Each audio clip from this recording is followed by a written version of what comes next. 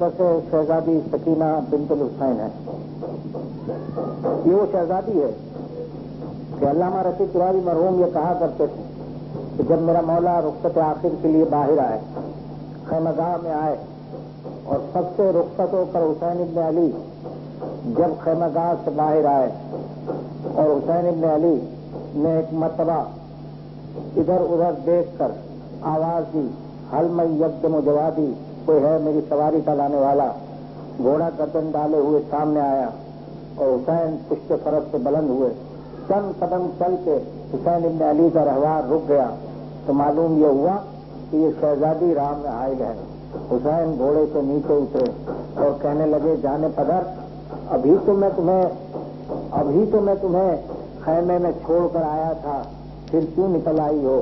कहने लगी, बाबा बात यह है कि आपको मालूम है कि मैं रात भर आपके सीने पर सोया करती हूँ। गुज़िश्ता रात आप इबादत में मसरूफ रहे, सकीना को नींद न आ सकी, सकीना सो न सकी। बाबा मैं ये चाहती हूँ कि आप कुछ देर मुझे अपने सीने पे सुला लें। हुसैन इब्न अली ने एक मरतबा फर्श खास पर अपने आप को लिटाया, सकीना सीने पे पदर के लेटी एक मरतबा आंखें खोल कर कहने लगी, बाबा जाओ। अभी मेरी आंख जो लगी थी तो मैंने अपनी दादी को ये कहते हुए सुना कि सकीना हुसैन को छोड़ दो, जाओ बाबा खुदा के हवाले किया, मगर बाबा जाने से पहले जरा हमें पानी पिला दो। फातिमा का लाल बेटी को लेकर पुश्त खैमा पर आए, जमीन को ठोकर मारी, चश्मे आब जो जारी हुआ, हुसैन ने एक मरतबा जामे आब भर के सकीना को दिया और कहा, सकीना ये पानी पी लो।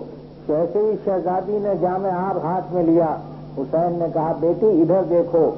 अब जो शहजादी ने देखा तो सैकड़ों और हजारों लाखों इंसान हैं कि जिनकी जबानें निकली हुई है। कहने लगी, बाबा ये कौन है? कहा, सकीना अगर आज तुमने पानी पी लिया तो हमारे चाहने वाले कल कयामत के दिन प्यासे रह जाएंगे। ये हुसैन के बच्चों का इशार है, ये मेरी सकीना शहजादी का एहसान है कि जामे आप ये कहते हुए फेंक दिया। बाबा सकीना को अपनी प्यास मंजूर है, मगर अपने चाहने वालों की प्यास मंजूर नहीं है, अजीजों ये वो शहजादी है। अब जब शहजादी ने कहा, बाबा हमें अपने गद के रोजे पे छोड़ दें, अल्लामा मरहूम इस मकाम पे कहा करते थे, तो हुसैन इब्न अली ने कहा, सकीना तेरे बाप ने नमाज शब में दुआ की थी कि परवरदिगार तू मुझे एक बेटी अता कर जो मुझसे बहुत मोहब्बत करे और हुसैन इससे बहुत मोहब्बत करे, बाबा हुसैन उससे बहुत मोहब्बत करे। सकीना तू मेरी नमाज शब की दुआओं का समर है। मुकद्दरात अली अजीम में ये गुजर चुका है बेटी कि जब तू तमाचे खाए, दावे यतीमी उठाए और हुसैन सब्र करे। ये कहकर हुसैन घोड़े पे सवार हुए। मीर अनीस ने इस मंजर को, इस वक्त को यूं नकल किया है कि कहने लगे, जाना है दूर शब को जो आना न हो इधर, जिद करके रोइयो न हमें चाहती हो घर, पहले पहल है आज सबे फुरकते पदर, सो रहियो माँ के सीने पे गुर्बत में रख के सर, राहत के दिन गुजर गए ये फसल और है, अब यूं बसर करो कि यतीमी का दौर है। और सकीना बीवी तमाचे खाती हुई चली, कभी शिमर की घुड़कियां खाई, कभी गोशवारे छीने गए, कभी गला बांधा गया, कभी पुश्ते नाका पे कस दिया गया। ये बीवी मंजिलें तय करती हुई, राह से गुजरती हुई शाम आई, शाम के दरबार में आई तो उस आलम में पहुंची कि सकीना बीबी का गला एक रस्सी में बांधा हुआ है और उसी रस्सी में ज़ैनब कुबरा का बाजू है और उसी रस्सी में और बीवियों को बांधा गया है। और इस तरह से ये बीबी बार बार अपने पांव बदलती है। यजीद कहता है, सकीना ये अपना पांव क्यों उठाती हो? शहजादी ने जब ये हालात बतलाए तो बजाय रहम करने के तो उसने कहा, सकीना रूदाद करबला में सुना कि तुम्हारा बाप तुम्हें बहुत चाहता था। कहा यजीद बात सही है, कहा अपने बाप के सर को बुलाओ। और मेरी शहजादी ने दरबार में अपने बाबा के सर को बुलाया था और यजीद के सामने हुसैन का सर تشت طلا سے بلند ہو کر سکینہ کی گود میں پہنچا تھا، اس یزید کے محل کے یہ کھنڈرات ہیں جسے آپ دیکھ رہے ہیں، جس نے میری شہزادیوں کے ساتھ یہ مظالم کیے تھے، آج اس کا نام و نشان باقی نہیں ہے۔ اور یہ روزے آباد ہیں، یہ قبریں آباد ہیں، یہاں سلام کرنے والے، دعائیں کرنے والے، حاجتیں لانے والوں کا ایک تانتا بندھا ہوا ہے۔ ان کھنڈرات پر کوئی آتا نہیں کہ یہ یزید کا مقام ہے۔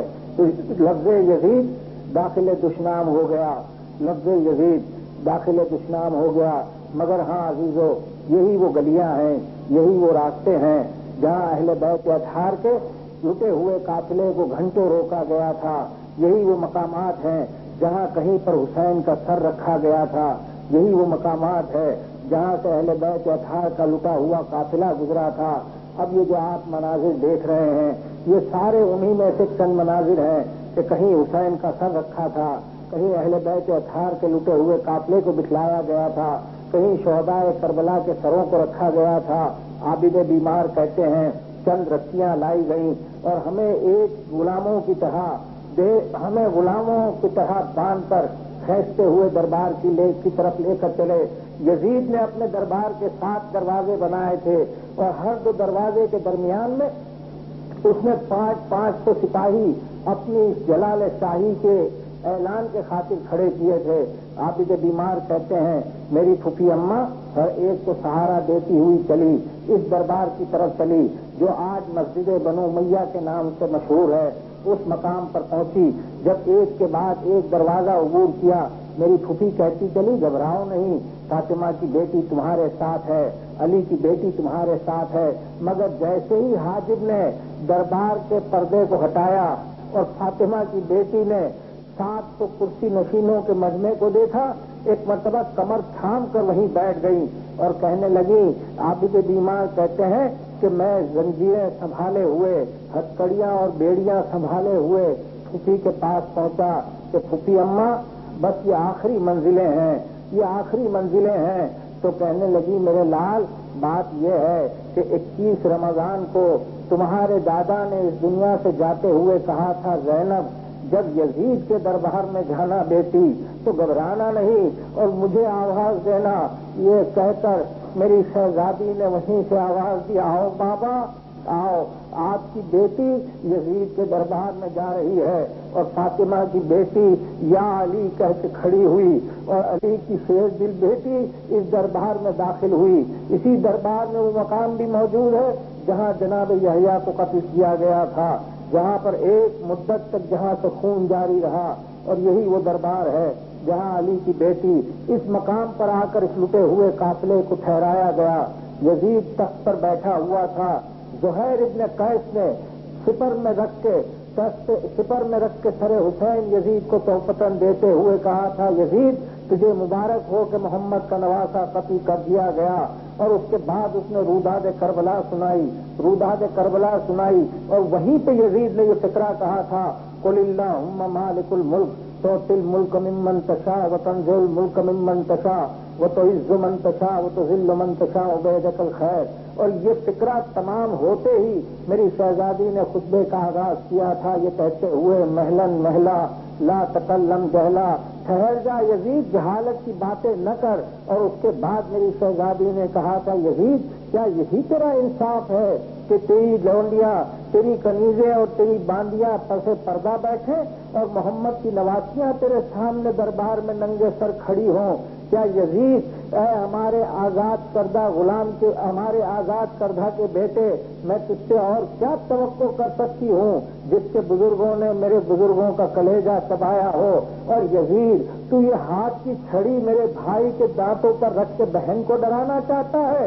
یزید زینب ڈرنے والی نہیں ہے، یزید سن لے تیری رائے میں فطور آ گیا، تیرا دربار منتشر ہونے والا ہے، تیری حکومت ختم ہونے والی ہے۔ اور وہیں اس مظلوم شہزادی نے اپنے پھٹے ہوئے دامن کو پھیلا کے کہا تھا پالنے والے جہاں تو نے ہمیں شہادت اور سعادت سے سرفراز کیا ہے وہاں تو ہمیں زمین میں خلافت عرضی بھی عطا کر، زمین میں ہمیں تمکلت عطا کر، خلافت عرضی عطا کر۔ عزیزو گھنٹوں اس دربار میں ہماری شہزادیاں کھڑی رہیں، گھنٹوں کھڑی رہی اور شہزادی زینب کے اس ایک خطبے نے یزید کے وہ سارے کرتوت، یزید کے وہ سارے اعمال و افعال جس کو وہ لوگوں سے چھپائے ہوئے تھا منظر عام پر لے آئی۔ اور اسی دربار میں جیسے میں نے کہا کہ میری شہزادی سکینہ نے اپنے باپ کے سر کو بھی بلایا تھا اور اب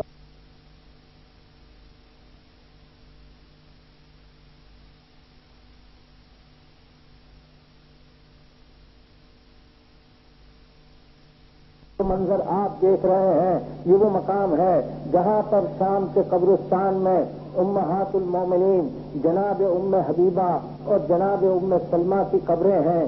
جناب ام سلمہ یہ وہ زوجہ رسول ہے، یہ وہ ام المومنین ہے کہ جن کو اللہ کے رسول نے خاک کربلا دی تھی۔ اور جب میرا مولا حسین مدینے سے چل رہا تھا، جب میرا مولا آمادہ سفر تھا اور کسی نے کہا تھا آ کر کے مولا آپ کی نانی نے آپ کو بلایا ہے، حسین نانی کے پاس گئے، خاندان کی بزرگ شخصیت ہے، حسین نے اپنا سر اپنی نانی کی گود میں رکھ دیا تو کہنے لگی میرے لال سب جگہ جا رہا میرے لال مگر سرزمین عراق نہ جانا۔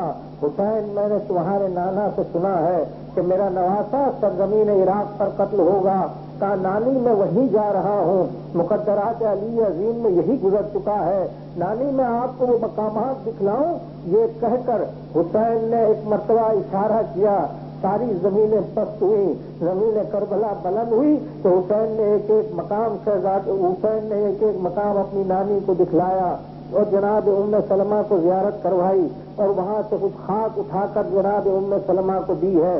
عزیزو اب یہاں سے ہم اس مقام پر پہنچ رہے ہیں جس کو مقام عابد بیمار کہا جاتا ہے۔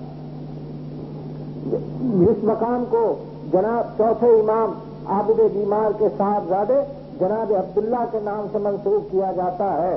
تاریخ میں زیادہ واقعات تو نہیں ملتے مگر قرین قیاس یہی ہے کہ یہ شہزادے یہاں کسی وقت تشریف لائے ہوں گے اور یہیں پر آپ نے رحلت کی ہوگی اور یہیں آپ کو دفن کیا گیا ہے۔ یہ آپ کی قبر اطہر ہے۔ ہر مقام پر جہاں امام زادوں کی زیارتیں ہیں وہاں پر کچھ نہ کچھ معجزات ہمہ وقت ظاہر ہوتے ہیں اور ان ہستیوں کے توسل سے ان ہستیوں کے توسل سے دعائیں بارگاہ الہی کے اندر مستجاب ہوتی ہیں۔ یہ شہر دمشق کے ان مقامات میں سے ہے جہاں پر سر حسین رکھا گیا یا دوسرے اہل بیت اطہار نے کسی وقت میں آ کر قیام کیا۔ یہ وہ سارے مقامات ہیں جہاں پر لوگ جاتے ہیں اور دعائیں مانگتے ہیں اور وہاں سے اپنی حاجتیں بارگاہ الہی سے لے کر آتے ہیں۔ عزیزو شہر شام کا ایک مختصر سا واقعہ آپ کی خدمت میں کرنا چاہتا ہوں۔ 1225 ہجری میں یہ شہر شام کا وہ قبرستان ہے جس میں ایک روایت کے مطابق رقیہ بنت الحسین اور جناب ام کلثوم دفن ہیں۔ اس شہر شام کے قبرستان میں بہت سی مقتدر ہستیاں دفن ہیں جس میں جناب فضہ کا نام بھی شامل ہے، جس میں جناب بلال حبشی مؤذن رسول کا نام بھی شامل ہے، جن کی بہت فضائل اور جن کے بہت سارے مراتب ہیں۔ جناب بلال کے لیے مشہور ہے کہ سرور کائنات کی رحلت کے بعد انہوں نے شہر مدینہ کو چھوڑ دیا تھا، کچھ عرصے کے بعد آئے تھے تو شہزادی زہرا کی خواہش پر انہوں نے اذان دی تھی۔ عزیزو یہ شہر دمشق کی قبرستان کے چند مناظر ہیں جس میں آپ پڑھ سکتے ہیں کہ سکینہ بنت الحسین کا نام بھی لکھا ہوا ہے۔ اسی شہزادی کے حوالے سے آپ ایک یہ فقرہ بھی پڑھ رہے ہوں گے، مرتضیٰ لکھا ہوا ہے۔ یہی ایک واقعہ ہے کہ 1225 ہجری میں سید مرتضیٰ نامی ایک مرد مومن نے شہزادی سکینہ کو خواب میں دیکھا۔ اب میں وثوق سے نہیں کہہ سکتا کہ یہی وہ روزہ ہے یا وہ جو پہلے آپ دیکھ چکے وہ روزہ ہے۔ بہر صورت اس شخص نے سیدہ سکینہ کو اپنے خواب میں دیکھا جو یہ کہہ رہی تھی سید مرتضیٰ میری قبر میں پانی آ رہا ہے، اگر ہو سکے تو اس کی مرمت کراؤ۔ حاکم وقت سے اجازت لے کر سید مرتضیٰ نے ایک مرتبہ اس قبر کو کھولا، اپنی مومنہ شریک حیات کو لے کر وہ اس قبر کے قریب بیٹھا، کنات ڈال دی گئی، پردے کا اہتمام کیا گیا اور وہ مومنہ قبر میں اتری اور اس نے شہزادی سکینہ کی ننھی سی میت کو اپنے سینے سے لگا لیا وہ شہزادی کی میت کو لیے ہوئے وہ مومنہ بہت دیر تک بیٹھی رہی اور سید مرتضیٰ اس قبر کو درست کرتے رہے۔ جب قبر درست ہو گئی تو شہزادی کی میت کو سپرد خاک کر دیا۔ یہ میاں بیوی گھر پہنچ گئے۔ رات کی تاریکی میں سید مرتضیٰ نے دیکھا کہ ان کی شریک حیات رو رہی ہیں تو ہاتھ اس مرتبہ قریب جا کے کہا، اے مومنہ کیوں رو رہی ہو؟ اور اے مومنہ مجھے یہ بتلاؤ کہ تم نے میری شہزادی کو دیکھا تو ان کا کیا حال تھا؟ تو اس مومنہ نے روتے ہوئے کہا، سید مرتضیٰ کیا پوچھتے ہو؟ اس شہزادی کے چہرے پر تماچوں کے نشان نظر آ رہے تھے اور کانوں سے خون کے بہنے کی علامتیں موجود تھیں۔ ابھی